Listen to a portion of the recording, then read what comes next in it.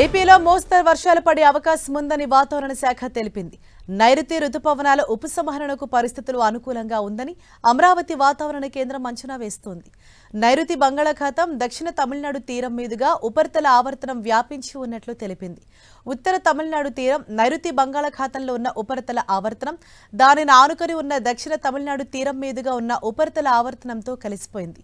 దీని ఫలితంగా రాగల 3 రోజుల పాటు ఏపీలోని ఉత్తర కోస్తా, దక్షిణ కోస్తా, రాయలసీమ జిల్లాలతో పాటు యానాంలో తేలికపాటి నుంచి మోస్తరు వర్షాలు కురిసే అవకాశం ఉంది.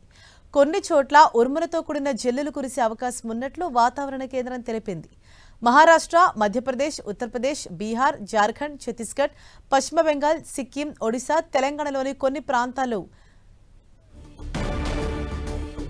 వర్షాలు పడే అవకాశం ఉంది. ఈ నేపథ్యంలో వాతావరణ శాఖ అధికారులు రెయిన్ అలర్ట్ ను జారీ చేశారు. నైరుతి రుతుపవనాల ఉపసంహరణకు పరిస్థితులు అనుకూలంగా ఉండటంతో రాబోయే 4 రోజుల పాటు ఇటు 2 తెలుగు రాష్ట్రాల్లో కూడా వర్షాలు పడే అవకాశం ఉంది.